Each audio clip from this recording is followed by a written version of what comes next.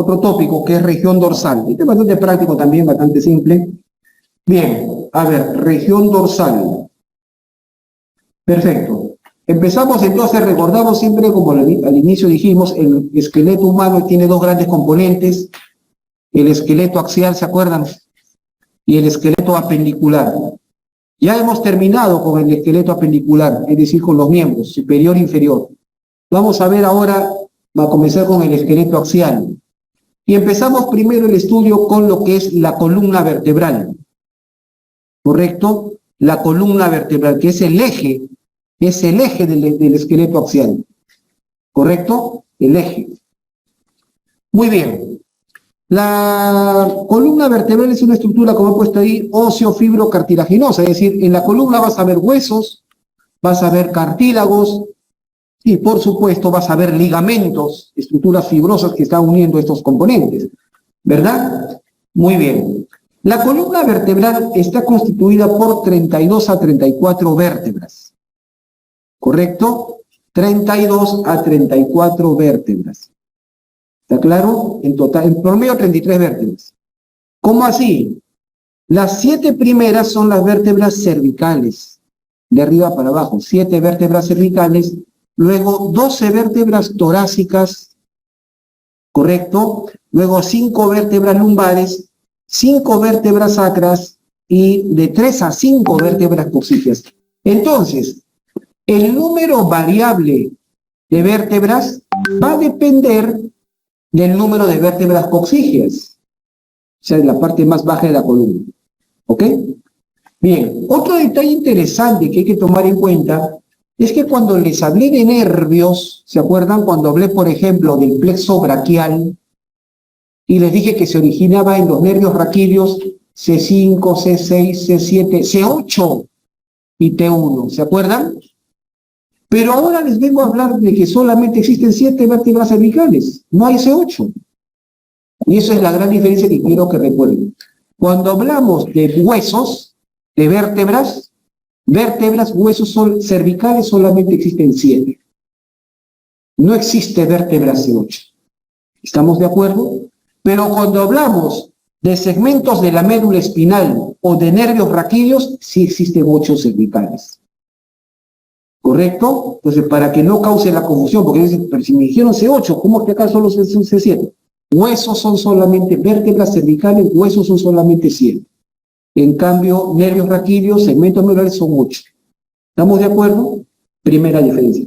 Otro detalle en la nomenclatura es que los maestros clásicos acostumbran a decirle a las vértebras torácicas que dicen vértebras dorsales. Esa es en la nomenclatura clásica, se llamaba así, dorsales. ¿Pero qué significa dorsal? Posterior, ¿verdad? Y todas las vértebras son posteriores, o tenemos vértebras ventrales. Ninguna, ¿verdad? Entonces, toda la columna es dorsal. Entonces, por esa razón es que ya no se le dice vértebras dorsales, ahora se le dice propiamente vértebras torácicas. ¿Me dejo entender? Pero por si acaso, todavía algunos siguen diciendo vértebras dorsales, esas son las torácicas.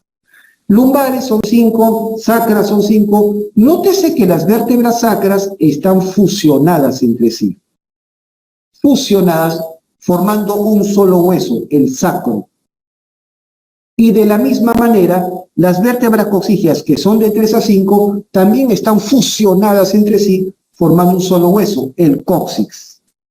Y fíjense bien cómo se escribe cóccix. Yo no sé por qué algunos andan diciendo, y ponen así, cóccix. Está mal, así no se escribe. Cóccix es con doble C y la X va al final. ¿Correcto? Muy bien. Entonces ya saben. Perfecto. ¿Quedó claro hasta ahí?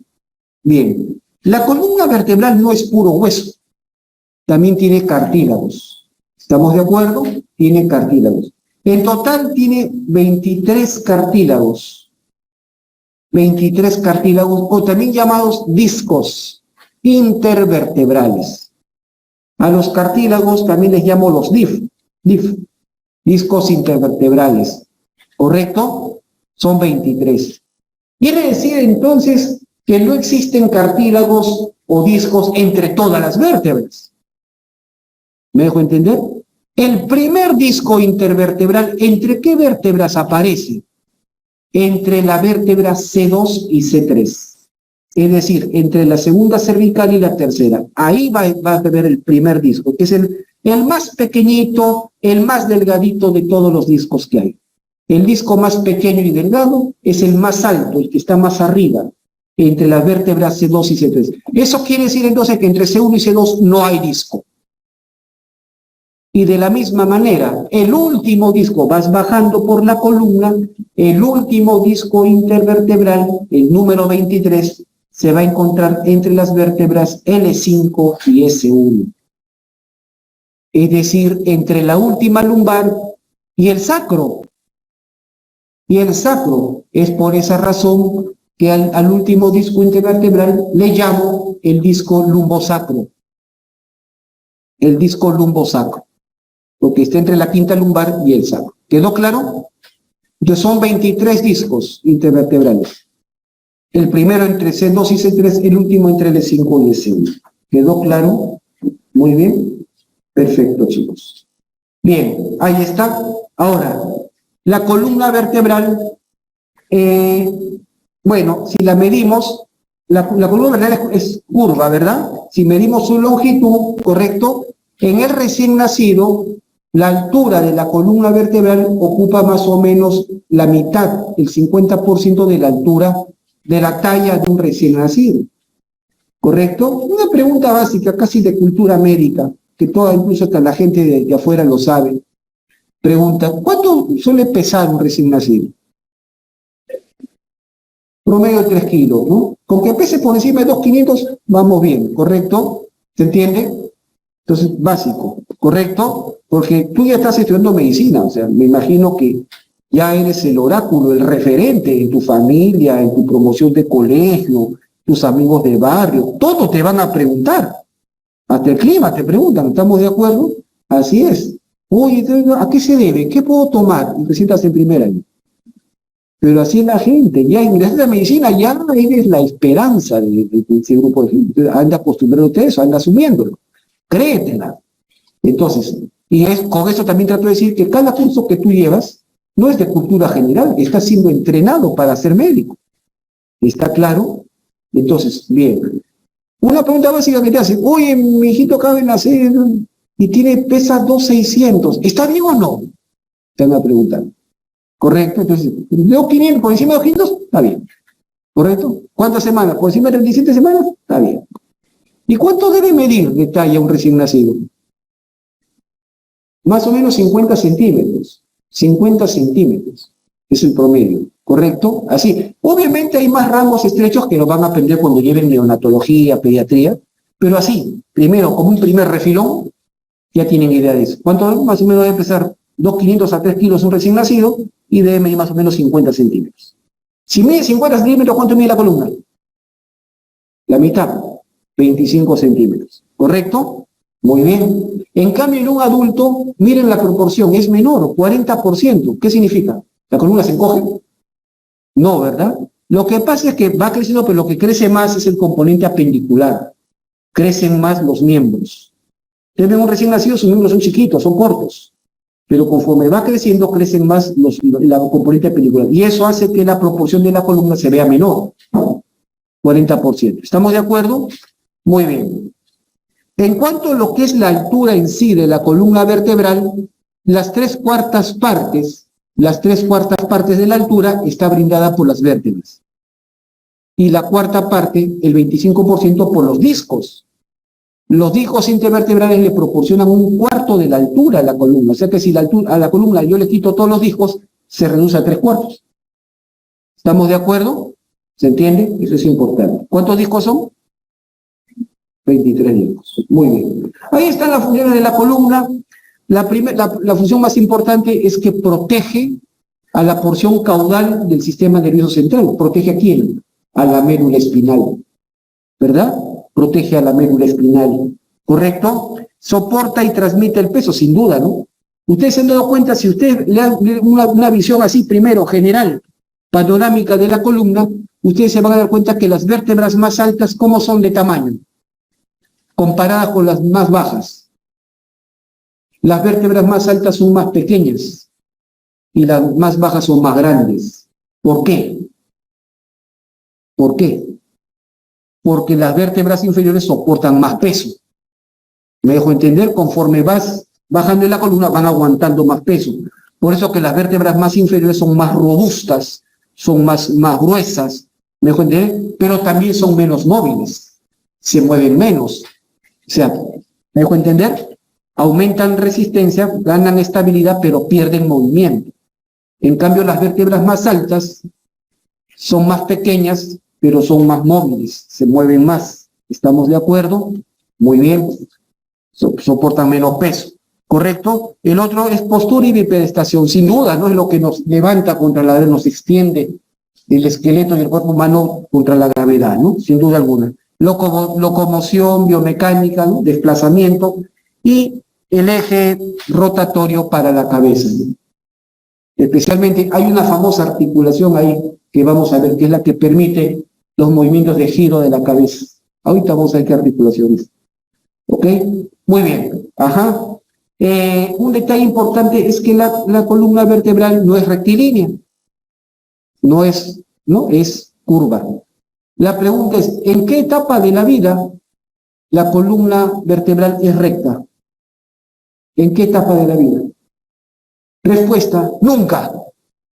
¿Estamos de acuerdo? Nunca es recta la columna vertebral.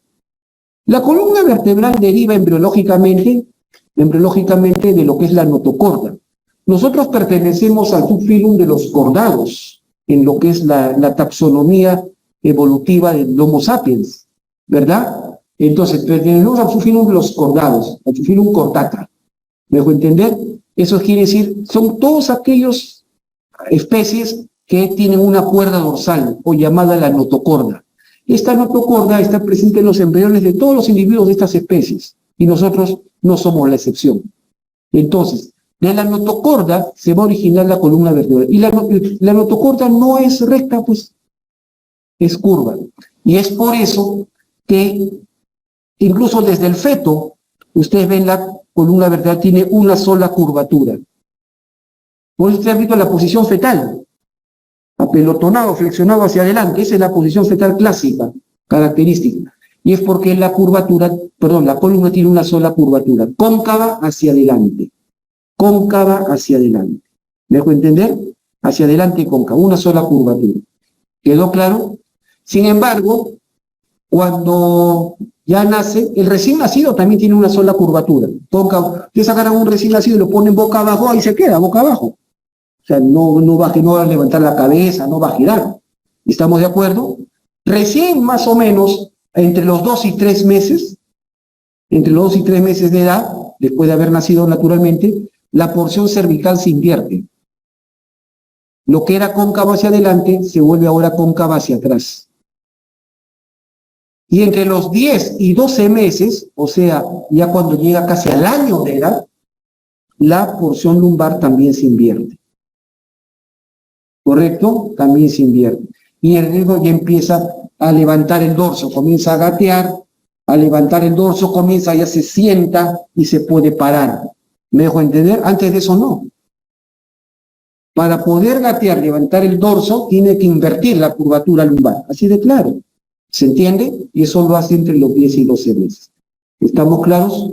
Muy bien. Entonces, esas son las curvaturas. Por lo tanto, vamos a ver que en la columna vertebral hay dos porciones de la columna vertebral, que se quedan tal como estaban desde el nacimiento. Es decir, cóncavas hacia adelante, ¿verdad? Es la porción torácica y la porción sacrocoxígea. Esas dos porciones ya estaban formadas desde antes del nacimiento, ¿verdad? Porque ya eran cóncavas hacia adelante. No necesitaron invertirse.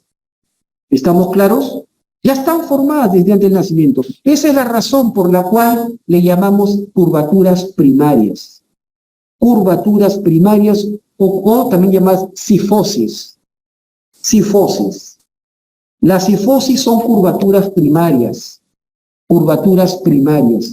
que en este caso son cóncavas hacia adelante. ¿Y por qué primarias? Porque ya estaban formadas desde antes del nacimiento. ¿Me dejo entender? ¿Y cuáles son? Pues la cifosis torácica y la cifosis sacrococcígea, ¿correcto? Pero las porciones de la columna que se invirtieron después del nacimiento, o sea, especialmente durante el primer año de vida, ¿qué porciones son? La cervical y la lumbar.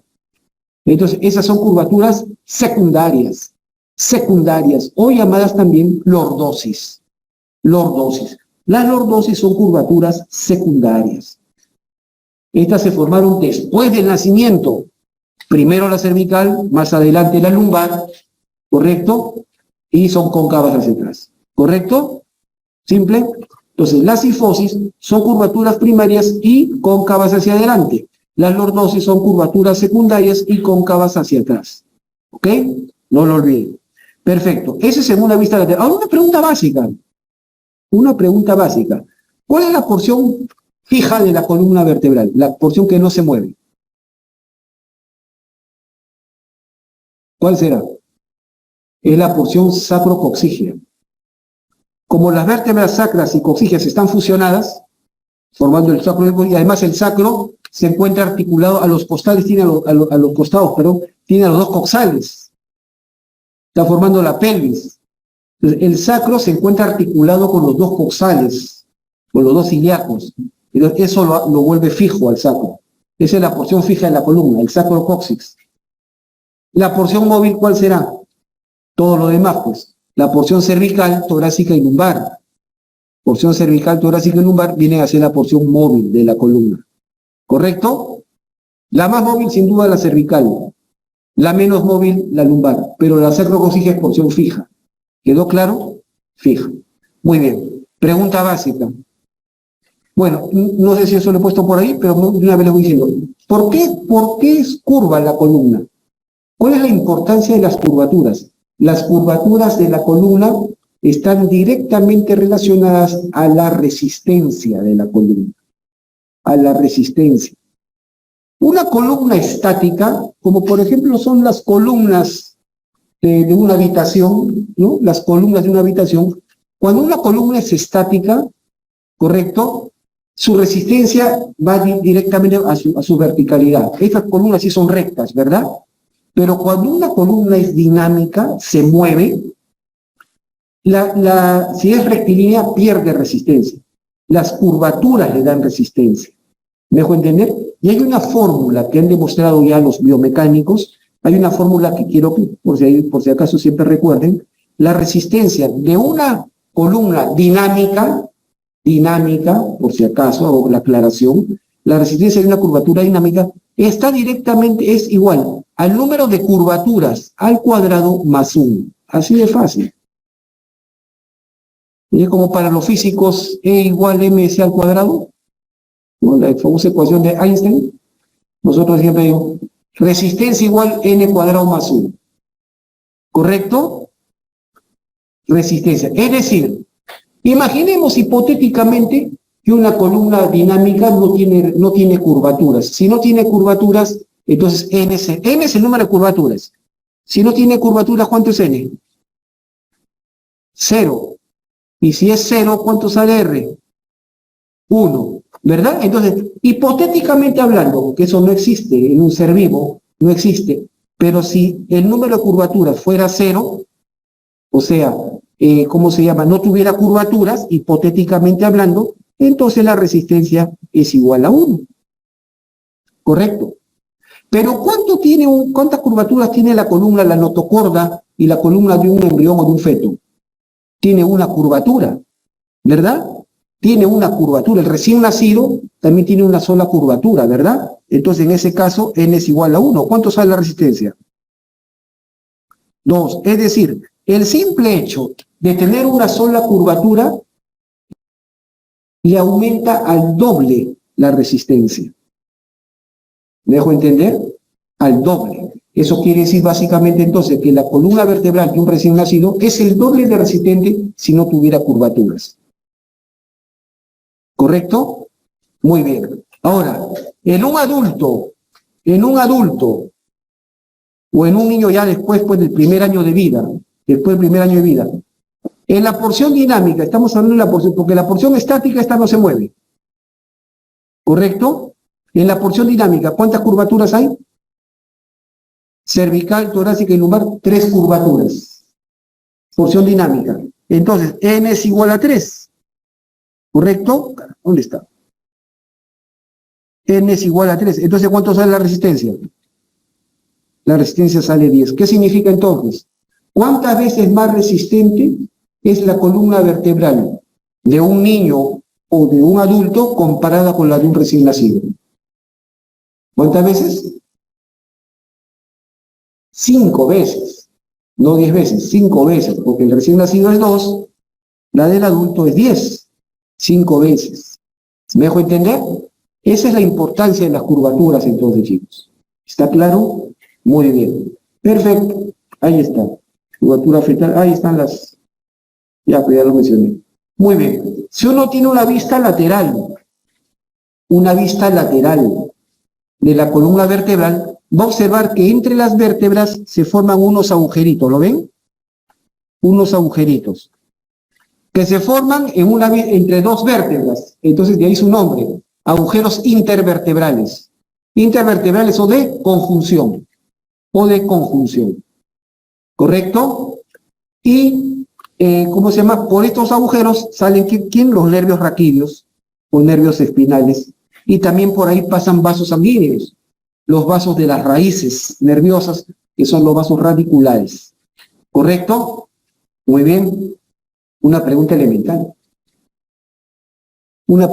Si ustedes quieren ver la columna vertebral de una persona, ¿qué examen solicitan? Una radiografía, ¿verdad? Si ustedes quieren ver los agujeros de conjunción, ¿qué incidencia solicitan? Esta pregunta ya para interno. ¿Qué incidencia solicitas? Ya, miren, si es para porción, tú quieres ver agujeros de conjunción, de porción cervical o porción lumbar, solicita incidencia oblicua. Pero si tú quieres ver agujero de conjunción de porción torácica, solicita incidencia lateral. ¿Ya? El radiólogo ya sabe. El radiólogo es un capo, él ya sabe todo. O sea, simplemente tú haces la solicitud. Entonces tú haces la solicitud y dices, solicito, ¿cómo se llama? Radiografías, columna cervical oblicua, ¿no? El radiólogo ya sabe, este quiere ver agujero de conjunción. ¿Correcto? ¿Se entiende? Siempre. Colocas ahí nada más el lado. Muy sencillo. ¿Ya? Entonces, perfecto.